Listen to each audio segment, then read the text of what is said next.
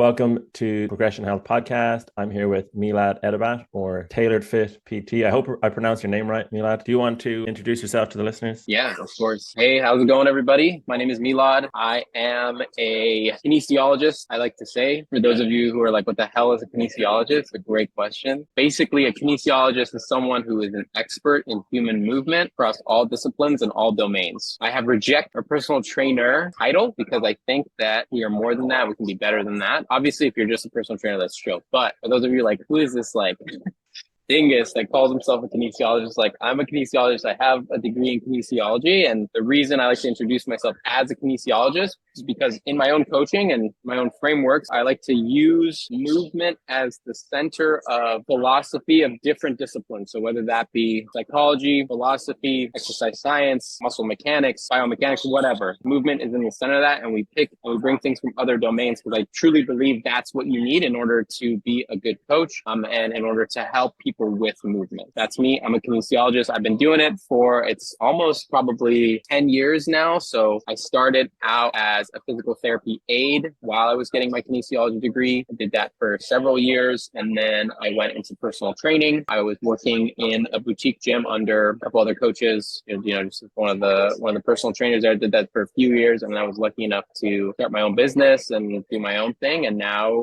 I do in-person training. I have a remote coaching business that we do through Tailored Fit PT. And then I also have an app and other things that we're putting out. Yeah, mainly working with, I would just say everyday folks, anyone between the ages of 21 up to like 70, basically. Mostly people that have a 9-to-5 job, that have kids, that have other commitments and are trying to get healthy through fitness, through nutrition, through mental health stuff. That's kind of our bread and butter. And yeah, we just kind of simplify it. So we have a very big foundation, science, peer-reviewed literature, knowledge, experience, all that stuff. But at the end of the day, my job is to make all that super simple and curate it to the person in front of me to help them get healthy and happy. Brilliant. Yeah, that's a really thorough overview.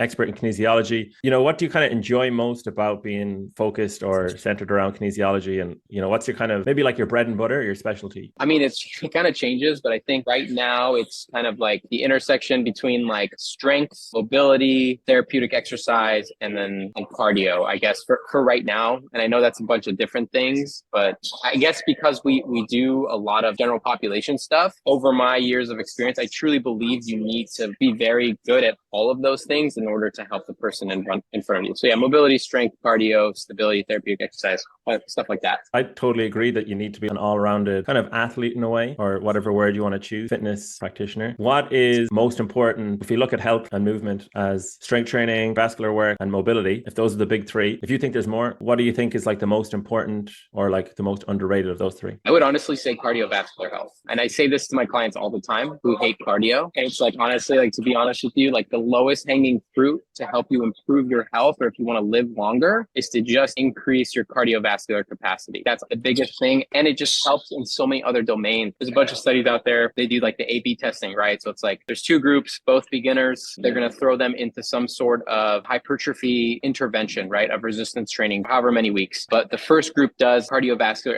intervention for 4 to 8 weeks. And then they both start. The group that has a better cardio base always has more muscle gain. It's a lot easier for them. And that's just because it's such a complementary thing to your just like organism, right? So like you're increasing your mitochondria, you're increasing your capillary density, you're increasing your work capacity. So it just makes it that much easier to build mobility and to build strength. Cardio for sure. I know that might be scary for some folks. Yeah, the amount of people who just, I don't enjoy cardio. I would totally agree. It's like, I don't enjoy cardio, but I enjoy when I'm in it, or benefits that come after the fact. Focus on that, the benefits they get after they get into it. That would help a lot. Milad, you mentioned you started off as PT aid and you do a lot of work with mobility now, which I assume ties into kind of injury. What was it that didn't appeal to you about being a physical therapist, and how does it look now? Do you ever think about being a physical therapist given the work you do around mobility, and does that tie into injury as well? I think the only reason I didn't become a physical therapist was because of my financial situation. In the United States, there has been a saturation of physical therapy programs. Obviously, with our university system being the way that it is, mostly profit driven.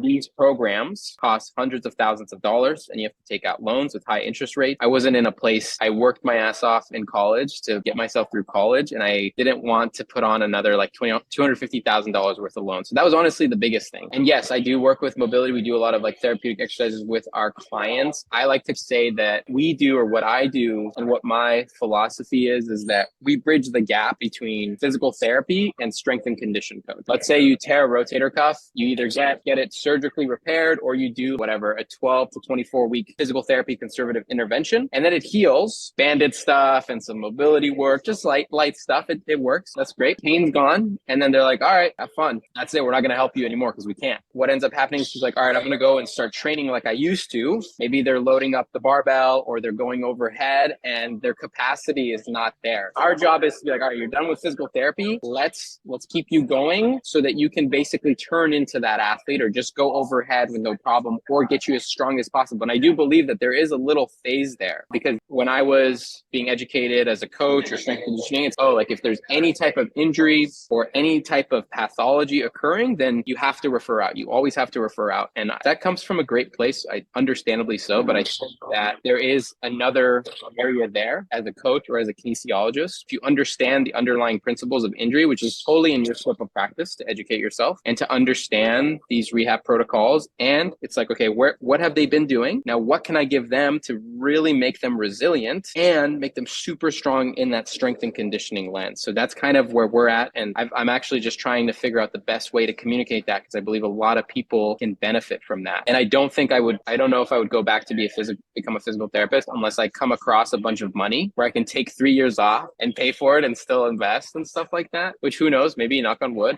But as of right now, I'm focusing on that middle ground just to educate myself on like rehab principles, but also on strength and conditioning principles. And then also, how can we go from, okay, you're done with conservative care, let's turn you into a beast. Let's turn you into a freaking resilient thing. Yeah, that's a really interesting like hybrid approach and niche that you're tapping into. And I feel like you can help a lot of people who get great results with physical therapy, but then it's kind of like they lack the strength component and kind of vice versa. So yeah, that's a really interesting take. You mentioned the best way people can increase or improve their health is increasing their physical activity, their cardiovascular health. What are some tips that you typically recommend to a new client who doesn't do any cardio? Or maybe even if they're just like, I'm not down for cardio. Cardio is just not my jam. I'm going to stick to the weights. I'm going to stick to yoga, for example. How do you work with a client like that? If that is really the case, where cardio is not the jam and they're not going to do it, then what we're going to do is just start with any type of movement that they're comfortable doing and makes sense for them and their life. I'm never one to project my own goals onto my clients or the person in front of me. It's like, hey, okay, if you don't want to do cardio, that's fine. Let's just start 12 weeks of doing a little bit of yoga and a little bit of resistance training. Let's track our progress along the way. And then if we're consistent and you're feeling good and you see results, I guarantee you by the end of week 12, you'll be like, hey, I just did something that I didn't think that I could ever achieve, and I did it consistently for 12 weeks. Now I think I'm ready for maybe a little bit of cardio, and I know that I'm going to hate it initially, but I'm just going to try it. So that's how I'd go about that. I'm never one to be like, you have to do cardio. If you don't do cardio, we're not going to work together. It's like, no, it's just start moving, get some steps in, maybe just bump up the incline on the treadmill and then go from there. And then along the process, just like educating them on the importance of cardio. It's like, okay, you're doing the yoga, you're doing resistance, great.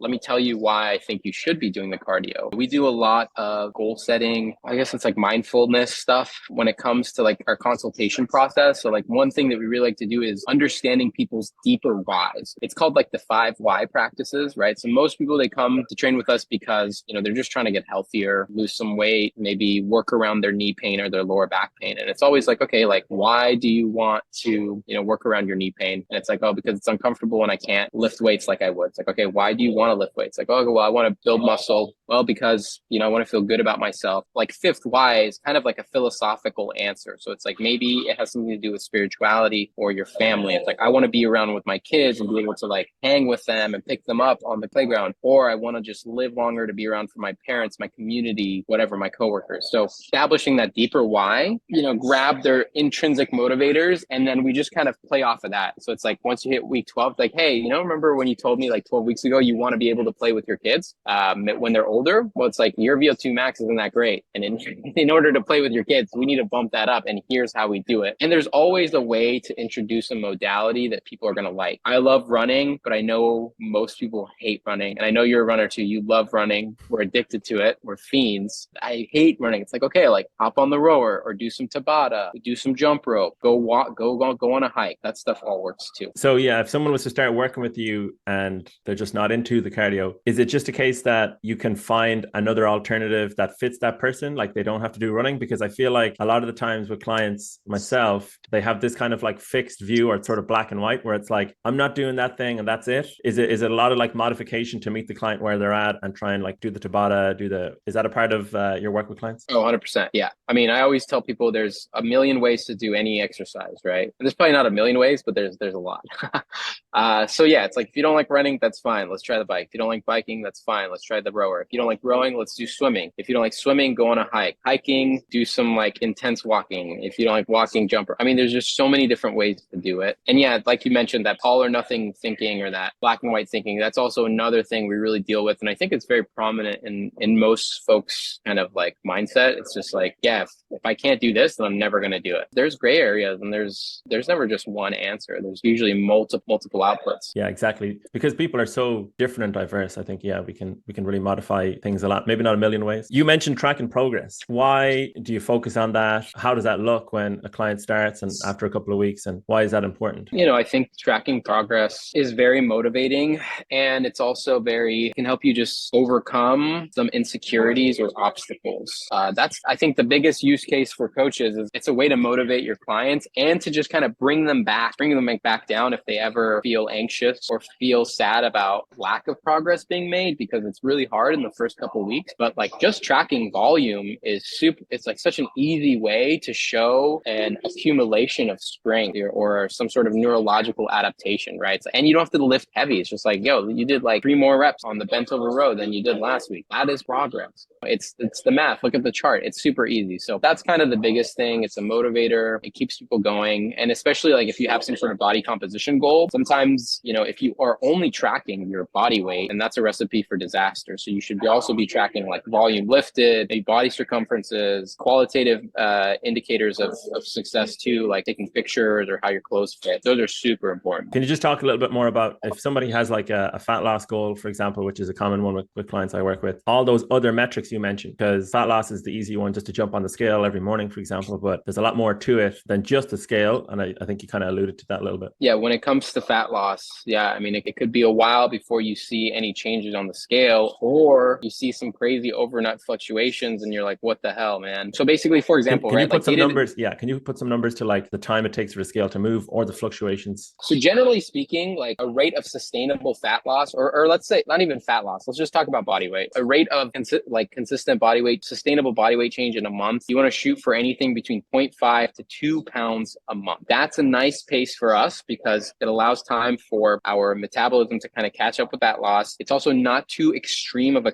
caloric deficit where we're feeling tired throughout the day or cognitively having issues or even having some hormonal issues from the caloric restriction. If you are making this lifestyle change and you are expecting a 1 pound drop every day, that is very, very unsustainable. Now, what you might find is like a 3 pound increase overnight if you had more carbs than you usually do, or you just had some more water, or you didn't go to the bathroom. There's so many variables in play there. When you have other metrics, so you have body circumference, you have the way you fit in your clothes, pictures, volume lifted, that is a lot better because you'll obviously see volume increase within like 2 weeks. Sometimes week by week. Circumference stuff is a little bit slower, but you'll probably see some changes over a week period as well. So that's kind of where it's important because body weight's just going to fluctuate and you really need like a 6-month timeline to really see it because weight loss is very rarely just linear down into the right. It's usually just like peaks and valleys and some plateaus. And we always just talk about, don't even really worry about weight loss. Let's talk about just fat loss because sometimes weight loss is unhealthy. And sometimes we want to lose fat and we want to gain muscle, especially for beginners, right? When you begin gains, it's very easy to recomp as a fully unadapted individual. And what might happen is you're like eating very clean and you're resistance training consistently, and then your weight goes up in a month and you're like, what the heck? I'm not seeing any results. Like, no, you actually gained like more muscle than you lost fat. And that happens too. If you do have access to a DEXA scan, just get a DEXA scan. That makes everyone's lives easier. But I know those are expensive and not everyone have access to those. So yeah, that's the thought process there. Great. Yeah. So there's just basically a lot more to fat loss than just the scale. Something you mentioned earlier was, the 5 questions and a little bit on mental health. Can you just talk a little bit about like the work that you do with the client where maybe there's a conversation that comes up around mental health, or maybe how you kind of try to foster a good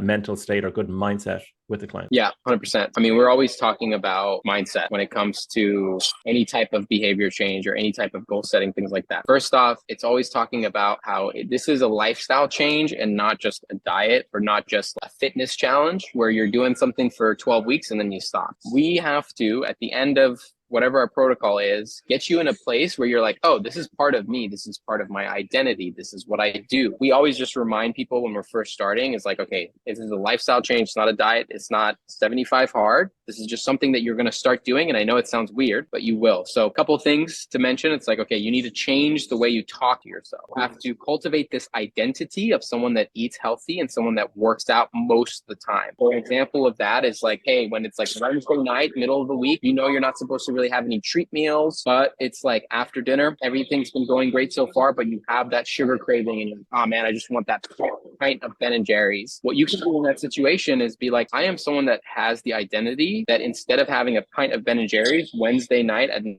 p.m., I'm going to have some strawberries or some frozen fruit or some substitute ice cream with protein, right? Because that's going to help me sleep better. And then that's going to help me wake up in the morning and work out. And that just you internally talking to yourself and establishing that identity is so big. And there's a bunch of studies that back this up, but let's forget about that. So that's one thing we do. As you mentioned before, we try to steer people away and call out the all or nothing mindset or a black and white mindset or a perfectionist mindset. So that's a big thing that pops up amongst all clients. And it's part of the human condition, honestly. Even someone that coaches it, I get that all the time. And I have to walk myself away. It's like, oh, this is black or white thinking. This is all or nothing thinking. So just stop and just think about other outcomes instead of just the one that you're perceiving. And I'm trying to think of some other examples when it comes to mental health. And it's like, yeah, you got to understand it's like, this is a marathon, not a sprint. There will absolutely be days where you're unmotivated and you maybe think that you're weak or you're unfit or whatever. Just note them as the emotions that's part of the process. And then just be like, I love myself. I'm going to move on. I'm going to act. So usually when you have those icky feelings, the best way to get rid of them is to acknowledge them and to act in the opposite direction. So if you feel unfit or you feel weak, just get your workout in and be like, all right, I acknowledge that I am feeling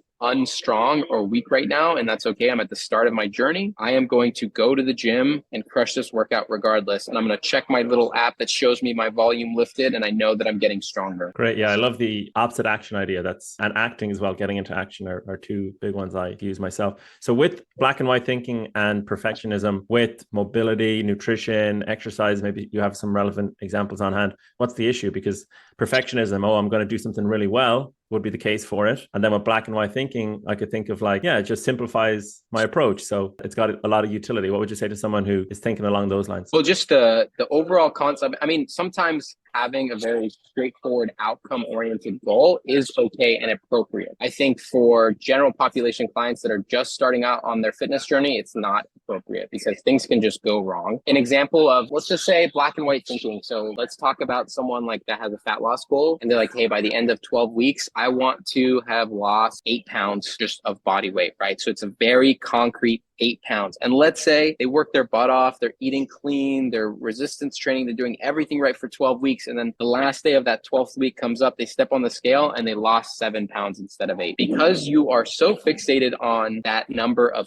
8, when you hit 7, you feel like you completely failed. And it deflates all of the progress you made in the 12 weeks. And more likely than not, you lose all motivation. You're like, you know what? I just worked my butt off and I didn't hit my goal. So I'm just going to quit. There's no point. There's no point to this. I wasn't rewarded with what I wanted. on it. But if you set a more realistic goal, it's like, hey, my goal by the end of week 12 is a weight loss goal of anywhere between 4 to 8 pounds. So you give yourself a spectrum so that we're already moving away from the black and white thinking. Now, I also want a goal of resistance training twice a week for the next 12 weeks and getting an average of 6,000 steps per day. So again, we're acting again, and we have these process-oriented goals instead of just the one outcome-oriented goal. And it's very easy, because a workout can be almost anything, right? It doesn't have to be an hour long. It could just be 15 minutes. Get the compound sets in and get the hell out of there. That's where not having a black and white or very outcome-oriented approach is going to make the difference, because, once you get to the 12 week, at the end of that 12 weeks, you've maybe gotten somewhere in between the 4 to 8 pounds of fat loss, and you feel motivated, like, all right, let's do another 12 weeks and set more realistic goals, and let's go from there. Yeah, it's like having a mindset that works for you as opposed to sort of working against you or undermining you. So yeah, that sounds very effective.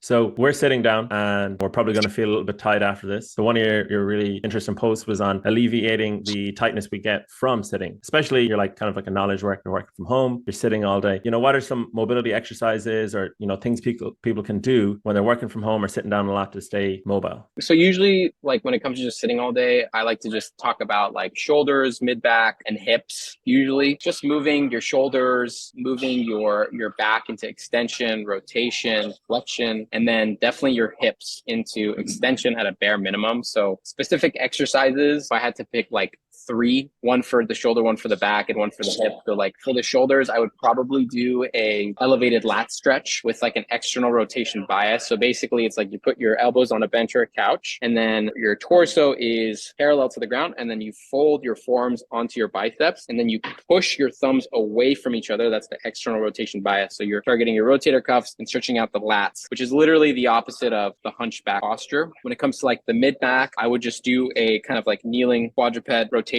or an open book, just so we can get that rotational movement, opening things up. And then when it comes to the hips, gold standard, like couch stretch is like the best stretch you can do for your hips, just because it kind of pulls you back into extension, which is the opposite of flexion, which we're sitting in flexion all day when it comes to sitting all day. So that's the biggest thing. And just moving and changing posture. Like there's no such thing as a bad posture. It's just how long you spend time in that posture. So you can be upright and tuck your chin in and just be this like, absolute unit of a posture person. But if you do that for like 5 hours, you're going to have issues that develop. The biggest thing is to just move, just change your position, go kneeling, go half kneeling, lay down. Yeah, just move. I love that. So how does the cardiovascular work and the resistance training fit in with the mobility? Somebody sits a lot, how do they kind of figure out how much they need to do of those 3 if they feel tight? Would mobility be the focus for someone who sits a lot and is tight, or how do you kind of figure that one out? Yeah, I mean, if it's like someone that's absolute beginner, so yeah, like mobility, cardio, and resistance training, it's all going to be part of it. I would just start with a goal of like at least 5,000 steps a day. So that's gonna be kind of our like quote unquote cardio element. It's not necessarily like gonna be enough to get your heart rate up, but for the first 4 weeks, it's more than enough, especially if you're super busy. 5,000 steps per day. It's not the 10,000. We're gonna ramp up to 10,000 because 10,000 is a lot. So you start there. Mobility wise, again, targeting mid back, shoulders, and your hips goes a long way. 10 minutes is really all you need when you're first starting, 10, 11 minutes. And then resistance training, 25 minutes of just compound exercises, depending on where you're at, right? So if you have a lot of mobility restrictions and you have pain, you need to modify that. And that happens on a case by case basis. It depends on what your issue is, but you can 100% resistance train, and that's going to be great for you too, because just stretching by itself it's good. It's not bad, but it's not the complete picture. And sometimes your perception of pain, or if you feel pain, it's not necessarily that your muscles are tight. It could also mean that the joint is unstable, or the muscle itself is just weak and it's compensating for weakness, or there's some sort of asymmetry occurring that's causing the tightness. And that's why we have to take that more holistic approach in order to solve some of these issues. So if somebody primarily does yoga, or they lift, or they run, are you saying that that's not enough? Yeah, if you're only just doing yoga, it's not enough. If you're only just lifting, it's not enough. If you're only just doing cardio, it's not enough. Or if we're focusing on longevity and just overall health, you want to live longer and then you want to function better and be happy while living longer, then yeah, you have to do more. You have to incorporate like mobility training, cardio, and all that stuff. And it doesn't have to be a lot. It just has to be more, a little bit more than you're used to. Yeah, to get that all-round health. Focusing more specifically on the hips, you have a 10-minute hip mobility routine. The video you posted is for it to be done every day. but how does someone decide how much they need to do if they have tight hips, how much they need to do? And once they kind of figure out a sort of like schedule, can they start to like do less over time? Or is it, they do it 3 times a week and they have to stick with that into the future? Or, how does that work with the frequency? I mean, it honestly depends. It depends on the person, really. And I know it's a cop-out answer, but there's so many variables involved in how people perceive their tightness. So it's hard to be like, yes, no. I would say generally speaking, I mean, it's good to just like go through those drills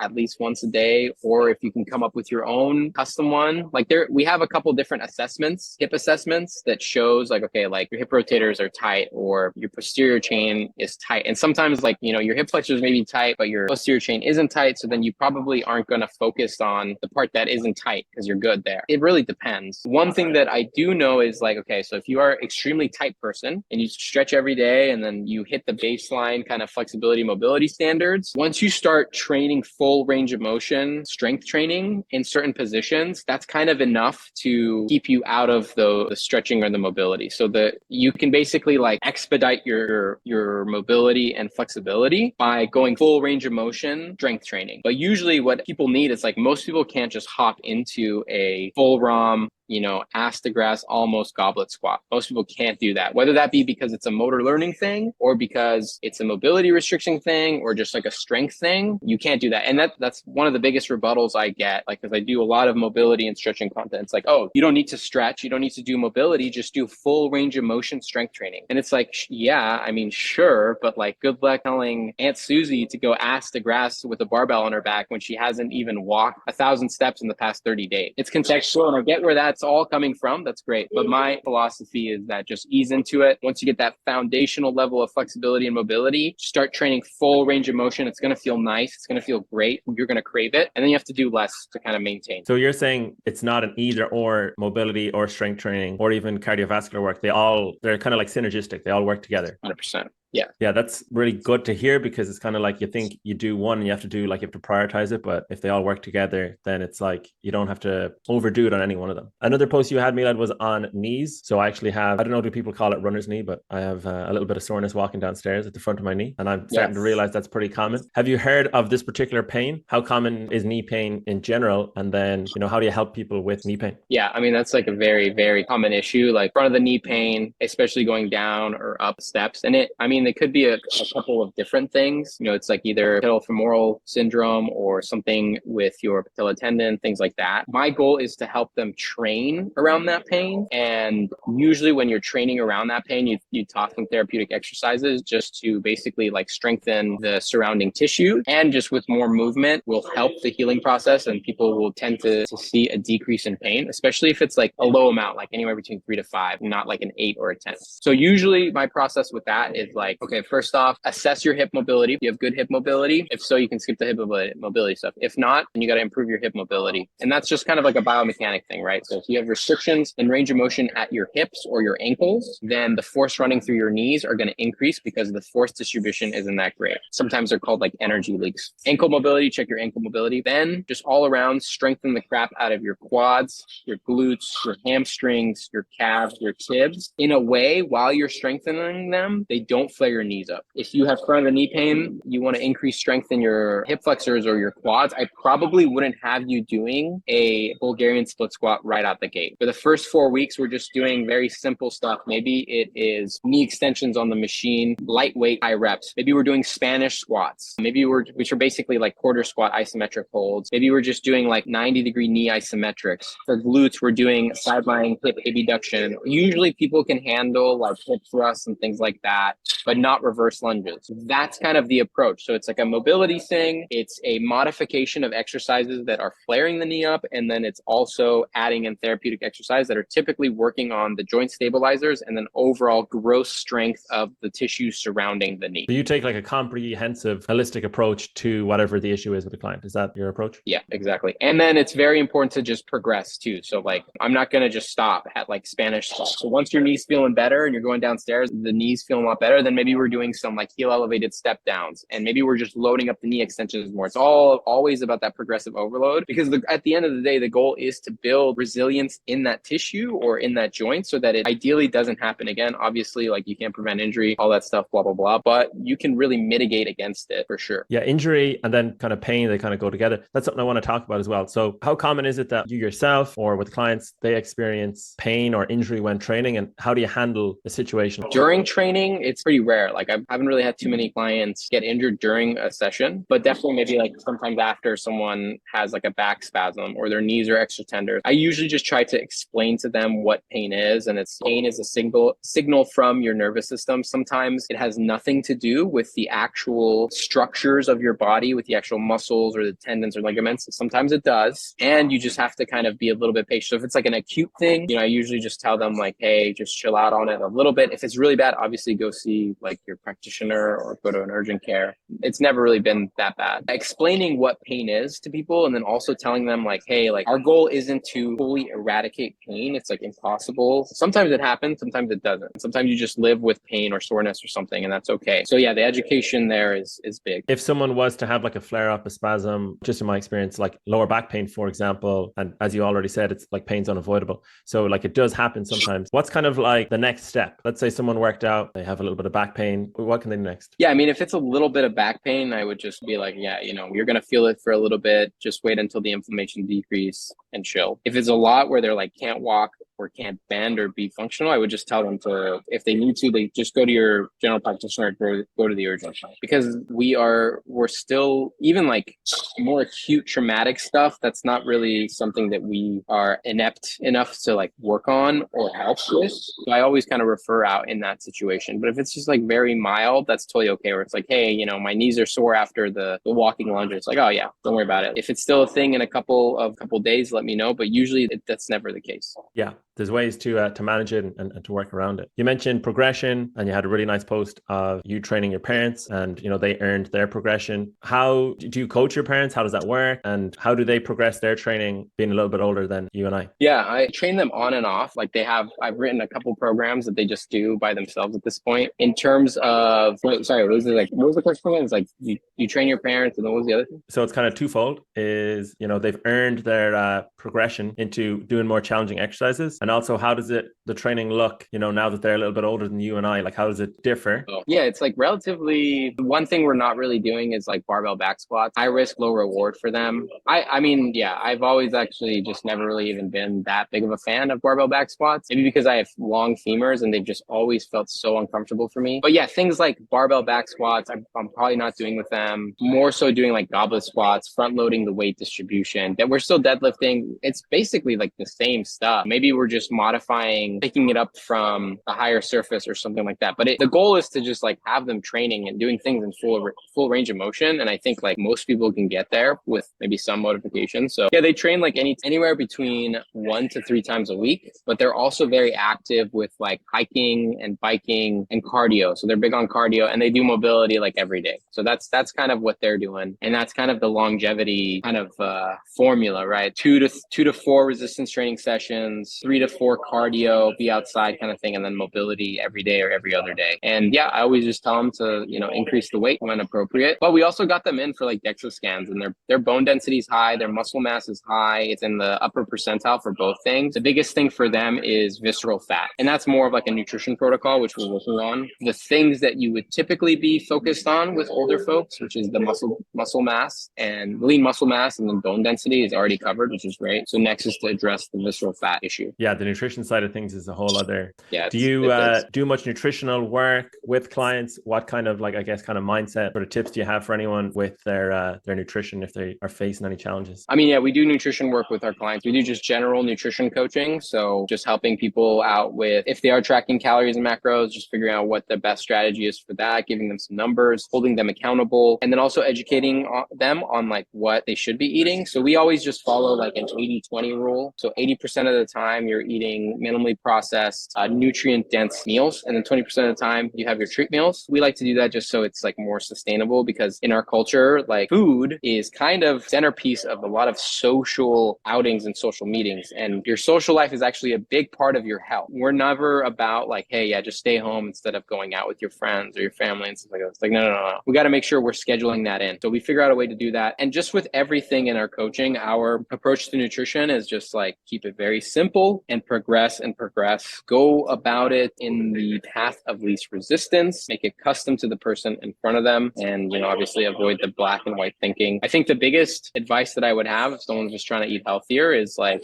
you know, make sure you're getting some lean protein with every meal and eat the rainbow. So have some veggies, have some fruit, kind of go from there. So something I experience myself personally with exercise is that when I'm exercising, I naturally want to make better food choices. Is this something, do you try and tie the exercise in with the nutrition, or do you experience that yourself or with clients? I mean, I definitely experience that myself. Yeah, if I'm consistently exercising, I'm eating healthier. And yeah, that we're always drawing lines between different modalities. So like if you exercise earlier in the day, the likelihood of you adhering to your nutrition protocol is way higher. Because like, hey, I already did my workout. I put in some effort to move in the right direction for my health. I'm not going to be eating this calorically dense processed food for lunch because A, it's going to drain me of the energy I got from the workout, but B, it's just going to kind of erase all the work I did low key. Yeah.